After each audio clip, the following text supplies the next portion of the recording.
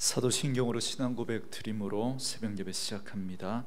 전능하사 천지를 만드신 하나님 아버지를 내가 믿사오며 그 외아들 우리 주 예수 그리스도를 믿사오니 이는 성령으로 잉태하사 동정녀 마리아에게 나시고 본디오 빌라도에게 고난을 받으사 십자가에 못 박혀 죽으시고 장사한 지 사흘 만에 죽은 자 가운데서 다시 살아나시며 하늘에 오르사 전능하신 하나님 우편에 앉아 계시다가 저리로서 산자와 죽은 자를 심판하러 오시리라. 성령을 믿사오며 거룩한 공회와 성도가 서로 교통하는 것과 죄를 사하여 주시는 것과 몸이 다시 사는 것과 영원히 사는 것을 믿사옵나이다. 아멘. 이 아침에 우리에게 주시는 하나님의 말씀은 역대하 30장 1절에서 12절 말씀까지입니다. 역대하 30장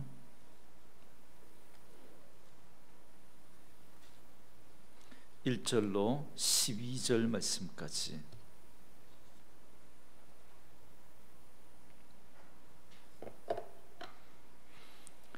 우리 말씀 찾으셨으면 한 목소리로 같이 읽겠습니다. 히스기야가 온 이스라엘과 유다에 사람을 보내고 또 에브라임과 므낫세에 편지를 보내어 예루살렘 여호와의 전에 와서 이스라엘 하나님 여호와를 위하여 유월절을 지키라 하니라.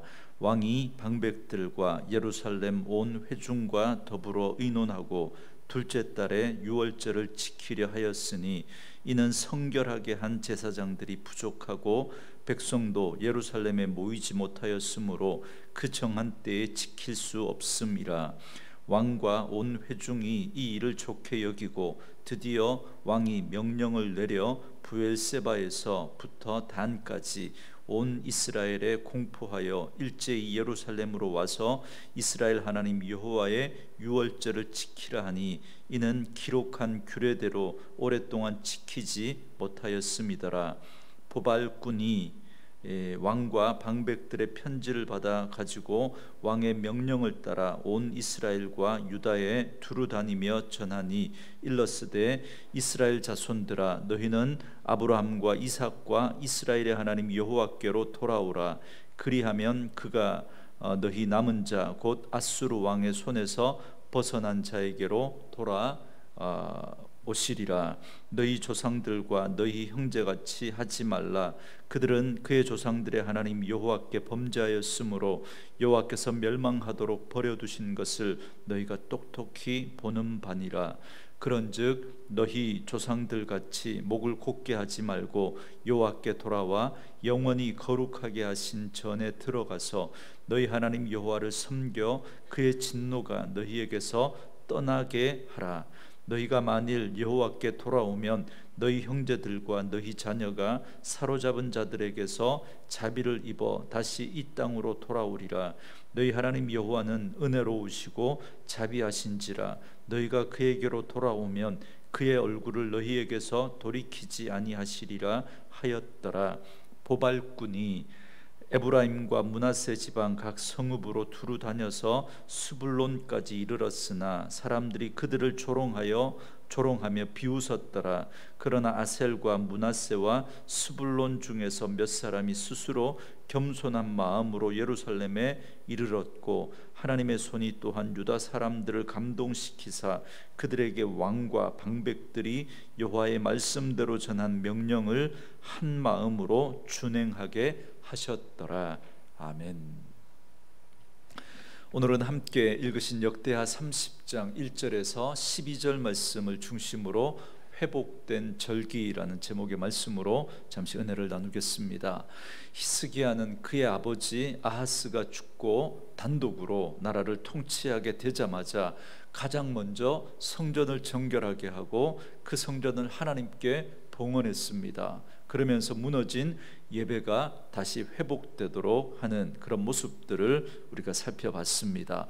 부흥의 전조가 그렇게 정화된 성전에서 드려지는 예배의 모습에서 나타났던 걸 살펴봤습니다. 그게 뭐냐면 그들은 자원에서 헌신했고 그것이 또한 무제한적이었고 계속적이었고 또한 기쁨으로 그렇게 했다는 겁니다. 어제까지 우리가 살펴봤던 내용이죠.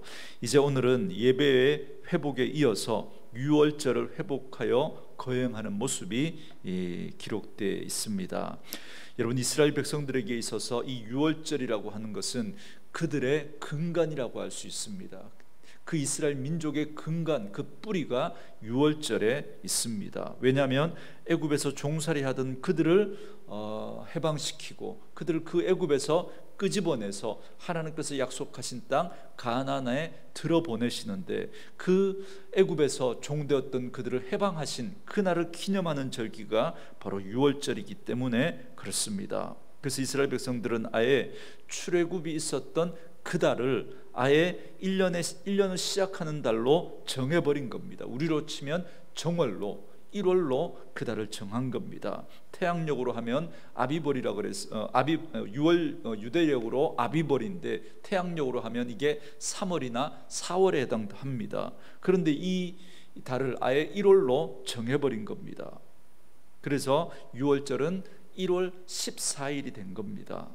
여러분, 오늘 본문은 그 유월절을 회복하기 위해서 준비하는 내용입니다. 먼저 1절 말씀에 히스기야가 온 이스라엘과 유다에 사람을 보내고 또 에브라임과 므낫세에 편지를 보내어 예루살렘 여호와의 전에 와서 이스라엘 하나님 여호와를 위하여 유월절을 지키라 하니라 그럽니다. 히스기야는 온 이스라엘과 유다에 사람을 보내서 예루살렘 성전에 와서 유월절을 지키라고 이렇게 초청하면서 편지를 보낸 겁니다.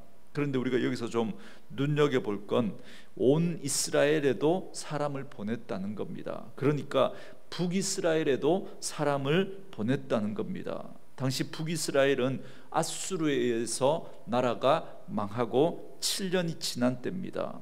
그렇게 나라가 망하고 북이스라엘 사람들이 방황하고 있을 때 히스기야는 그들에게도 함께 유월절을 지키자고 초청장을 보내고 있다는 겁니다. 여러분, 북이스라엘이 왜 망했습니까?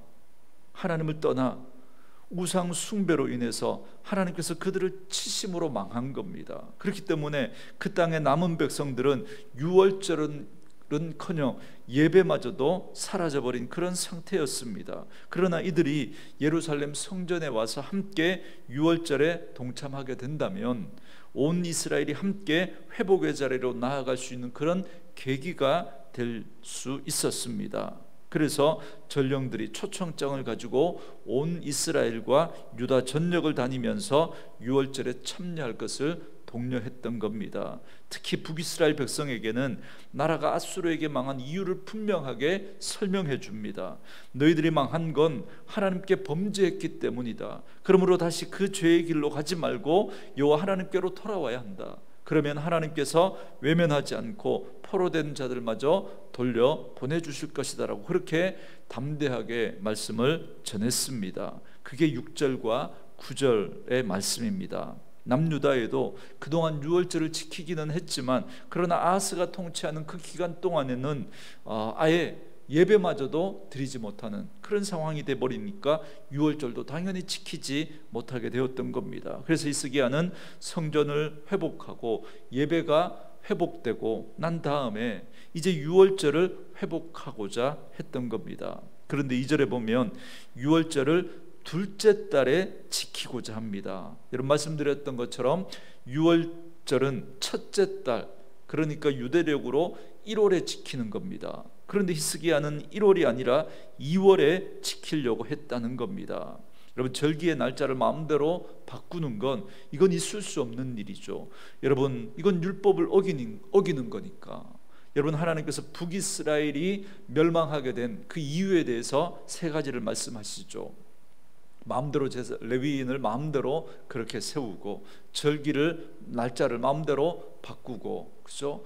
그렇게 했던 그런 죄들을 이야기하면서 지금 그 절기를 지금 이렇게 바꾸는 것, 이건 함부로 하면 안 되는 거거든요. 율법을 어기는 겁니다. 그런데 지금 히스기야가 그 날짜를 바꾸려고 하고 있습니다. 여러분, 그러나 이건 율법을 어기는 게 아닙니다. 잘 보시면 이건 율법을 어기는 게 아니라 오히려 율법을 더 잘 지키기 위해서 그렇게 한 겁니다. 3절에 보시면 유월절을 한 달 늦추어서 드리려고 했던 이유를 말씀하고 있는데요, 이는 성결하게 한 제사장이 부족하고 백성도 예루살렘에 모이지 못하였으므로 그 정한 때에 지킬 수 없었음이라 그럽니다. 유월절을 지키려고 하니까 제사장들이 턱없이 부족했던 겁니다. 왜냐하면 선왕이었던 이 아하스 때에 예배를 완전히 폐해버렸기 때문에 제사장들이 16년 동안 그렇게 세워지지 못했던 겁니다. 제사장 수급이 제대로 이루어지지 않았던 거예요. 그뿐만 아니라 아직 예배에 참여하지 못한 그런 제사장들은 성결례를 마치지도 못한 겁니다. 율법에 의하면 제사장이 사역을 하기 위해서는 먼저 자신을 위한 그 속죄제를 드리고 자신을 요제로 바쳐야 합니다. 그런데 그 정결의식을 충분히 한 제사장이 턱없이 부족했던 겁니다. 게다가 백성들도 예루살렘에 모이지 못했습니다. 그래서 히스기야는 방백과 회중과 더불어 의논하고 한 달을 미루어서 2월 14일에 지키기로 한 겁니다. 왜냐하면 여러분, 민수기 9장 6절에서 13절 말씀해 보면 사람이 부정하게 되어 유월절을 지킬 수 없게 되면 2월 14일에 지키도록 한 그 율법이 있습니다. 그 규정을 따라서 여러분, 이건 율법을 어긴 게 아니라 율법을 더 잘 지키기 위해서 그렇게 했던 겁니다. 그렇게 해서 이제 히스기야는 보발꾼들을 보내서 단에서부터 브엘세바까지 온 이스라엘 사람들에게 공문을 보냈습니다. 히스기야는 남유다는 물론이거니와 북이스라엘에 멸망하고 남은 그 백성들에게까지 편지를 보냈던 겁니다. 그 내용이 7절과 8절인데요, 너희 조상들과 너희 형제같이 하지 말라. 그들은 그의 조상들의 하나님 여호와께 범죄하였으므로 여호와께서 멸망하도록 버려두신 것을 너희가 똑똑히 보는 바니라. 그런즉 너희 조상들같이 목을 곧게 하지 말고 여호와께 돌아와 영원히 거룩하게 하신 전에 들어가서 너희 하나님 여호와를 섬겨 그의 진노가 너희에게서 떠나가게 하라 그럽니다. 북이스라엘의 조상들이 하나님께 우상 숭배라고 하는 그 범죄로 인해서 하나님이 그들을 멸망하도록 내버려 두신 것을 너희들이 똑똑히 보았으니까 너희 조상들처럼 목을 곧게 하지 말고 하나님께로 돌아와서 성전에 와서 하나님을 섬김으로 하나님의 진노가 떠나가게 하라고 그렇게 말을 한 겁니다. 그리고 또 이렇게 말하죠. 9절인데요, 너희가 만일 여호와께 돌아오면 너희 형제들과 너희 자녀가 사로잡은 자들에게서 자비를 입어 다시 이 땅으로 돌아오리라. 너희 하나님 여호와는 은혜로우시고 자비하신지라. 너희가 그에게로 돌아오면 그의 얼굴을 너희에게서 돌이키지 아니하시리라 하였더라 그럽니다. 히스기야는 북이스라엘 백성들이 돌아오면 아수르의 포로로 끌려갔던 그러한 자들도 다 돌아오게 될 것이라고 말합니다. 여러분, 당시 아수르의 이 식민 정책은 민족 혼혈 정책이었습니다. 그들은 자신들이 정복한 나라들에서 그 귀족들이나 똑똑하고 유능한 사람들을 잡아다가 자기들이 정복한 다른 나라에 흩어버립니다. 이주시켜버려서 거기에 피를 섞어버리는 거죠. 그러니까 아예 독립운동 같은 그런 아수르의 반기를 드는 그런 일들이 아예 일어나지 못하도록, 생각조차 하지 못하도록 민족 말살 정책을 그렇게 피를 섞는 것을 통해서 시행했던 겁니다. 그래서 북이스라엘 백성들 가운데 귀족들과 똑똑하고 유능한 사람들을 강제로 아수르가 정복한 여러 나라들로 흩어지게 한 겁니다. 그리고는 다른 여러 민족들로부터 또 그렇게 잡아왔던 그런 사람들을 북이스라엘에 이주시켜서 북이스라엘 사람들과 결혼하게 해서 피를 섞어버리게 한 겁니다. 그래서 이때 생겨난 사람들이 바로 사마리아인들이죠. 그래서 순수 혈통을 강조하는 그 남유다 사람들이 피가 섞인 이 사마리아 사람들을 굉장히 업신여기는 그런 역사적인 배경이 이것을 통해서 생겨나게 됩니다.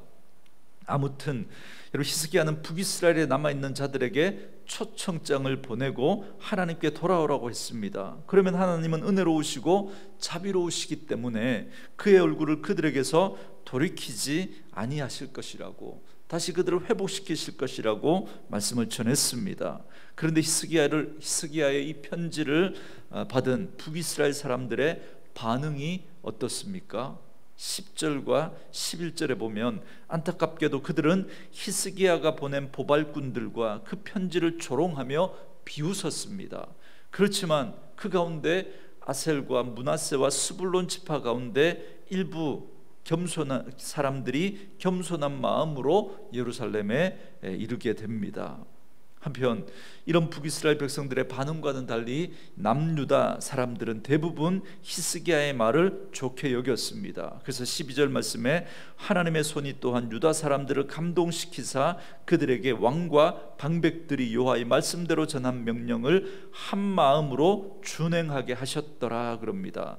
남유다 사람들은 히스기야의 이 말을 잘 따랐다는 겁니다. 그런데 그 이유를 하나님이 그들의 마음을 감동시켰기 때문이다 그렇게 말씀합니다.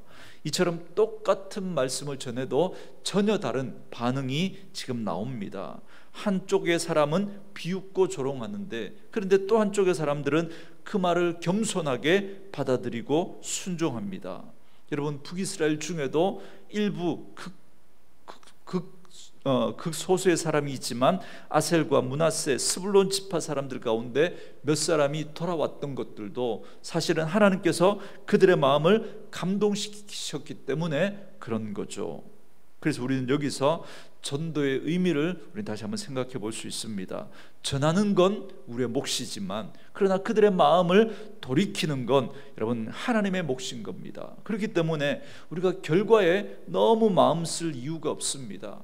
좋은 결과가 있다고 해서 그것 때문에 내가 한 것처럼 교만할 이유도 없고, 또 그 결과가 좋지 못한 것 때문에 또 우리가 낙심할 이유도 없는 건, 전하는 건 우리의 몫이지만 그 마음을 돌이키는 건 하나님의 몫이기 때문에 그렇습니다. 그렇기 때문에 우리는 오늘 이 보발꾼처럼 말씀에 순종함으로 그냥 복음을 전하는 게 우리의 역할인 줄 믿습니다. 저는 오늘 이 말씀을 묵상하면서 이런 생각을 하게 됐습니다. 여러분, 며칠 전에도 말씀을 드렸지만 여러분, 지혜로운 사람과 어리석은 사람의 차이를 제가 말씀드리면서 지혜로운 사람은 생각할 줄 아는 사람이다 그렇게 말씀을 드렸습니다. 그래서 고난이 오면 그 고난을 하나님께서 왜 허락하셨는지 자신을 돌아보고 생각할 줄 압니다. 그러나 미련한 사람은 그 고난을 피해가려고만 하고 빨리 지나가기만 바랍니다. 여러분, 지금 우리가 당하고 있는 이 코로나로 인한 이런 아픔과 이 어려움과 고통이 길어지면서 많은 분들이 피로감을 호소하고 빨리 지나가기만 바라고 있습니다.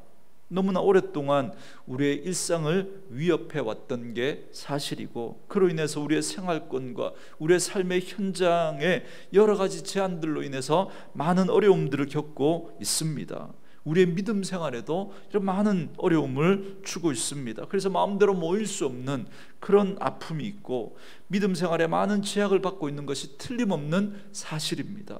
빨리 지나갔으면 좋겠습니다. 그런데 우리가 또 한 가지 분명한 사실이 있습니다. 이 모든 일을 주관하시는 분이 전능하신 우리 하나님이라는 사실입니다.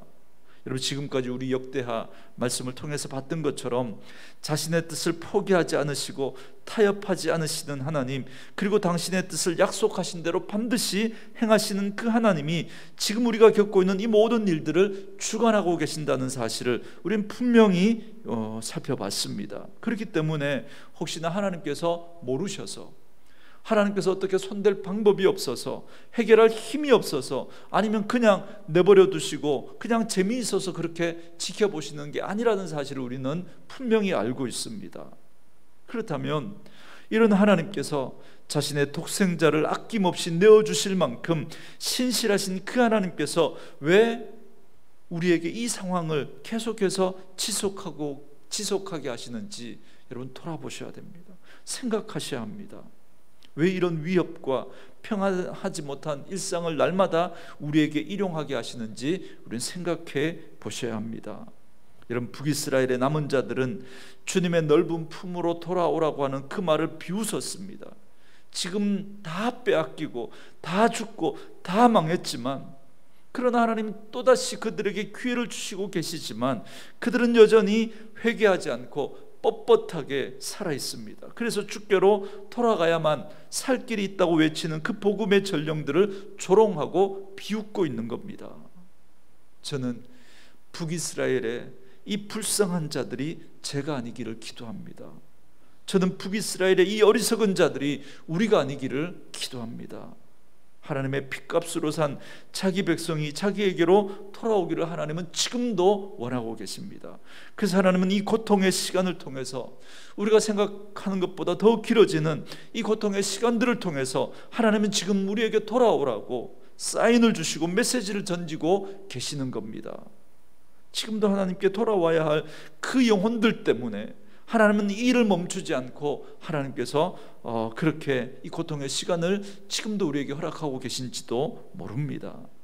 사랑하는 성도 여러분, 말씀으로 이 하루를 시작하는 저와 여러분들은 형통한 날에는 기뻐하고 공고한 날에는 생각하라고 하신 이 하나님의 말씀 앞에 오늘도 자신을 말씀 앞에 점검하며 돌아보시고 그 고난을 통해서 우리를 돌아보는, 그래서 우리가 어떠한 모습으로 하나님께서 우리를 회복해 가시기를 원하시는지 오늘도 말씀 앞에 깊이 생각하는 그런 하루가 될 수 있기를 주님의 이름으로 축원합니다. 오늘 주신 말씀을 생각하면서 우리 찬송가 200 글자가 잘 안 보이네요. 261장인가요? 261장 우리 찬양하고 기도하는 시간 갖도록 하겠습니다.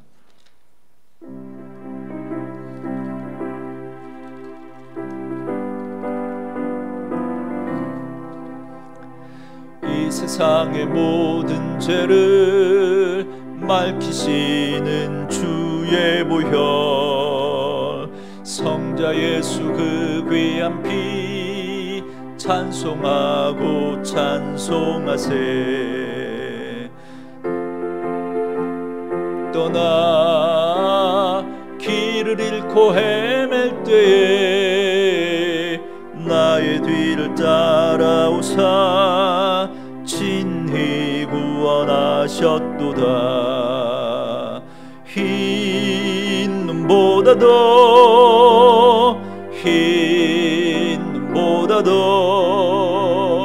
주의 흘리신 보혈로 희게 씻어 주옵소서. 가시관을 쓰셨으니 피로 얼굴 물드셨고 십자가의 모진 고통 나를 위해 당하셨네. 물같은 것 가진 주의 구속하심, 그네와 크신 사랑 찬송하고 찬송하세. 흰 눈보다도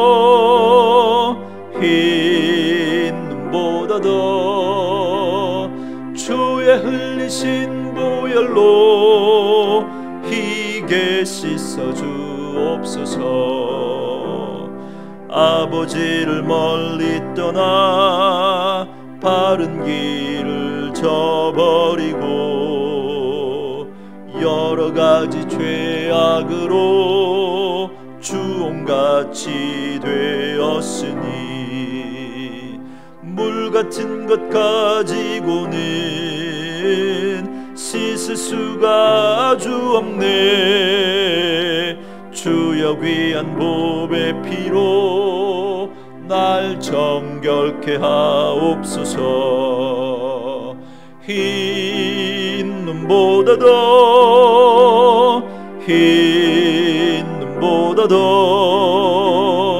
주의 흘리신 보혈로 희게 씻어 주옵소서.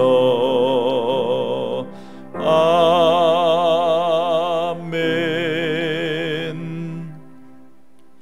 우리 주신 말씀을 생각하면서 같이 한번 기도하시겠습니다.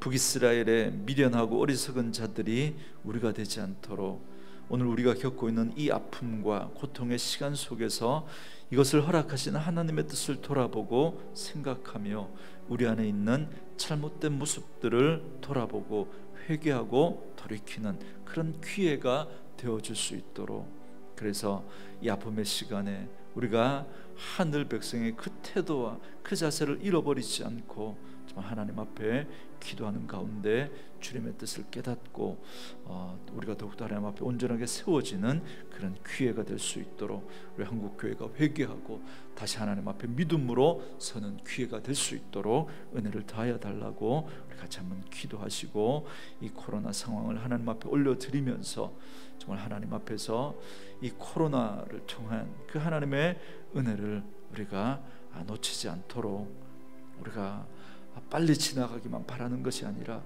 이 일들을 통해서 하나님이 이루실 그 뜻들을 돌아보면서 함께 기도하고 겸비하여 주님 앞에 설 수 있는 저희들 되게 해달라고 기도하시고, 그러나 우리 일상의 삶이 무너지지 않도록, 완전히 무너지지 않도록 올겨울 이 3차 대유행 앞에서 우리가 방역 수칙들을 잘 지켜가면서 이 어려움들을 슬기롭게 극복해낼 수 있도록 우리도 한번 기도해 주시고, 수고하는 방역 당국자들과 의료진들을 위해서 우리 같이 한번 기도해 주시고, 아픈 분들 또 하나님 앞에 올려드리면서 기도하시고, 우리 김솔솔 집사가 12월 17일 이제 며칠 남지 않았죠.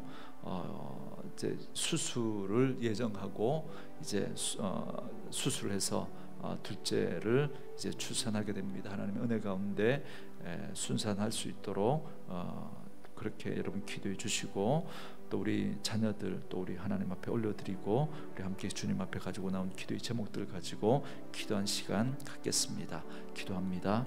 살아계신 아버지 하나님, 감사합니다. 네, 주님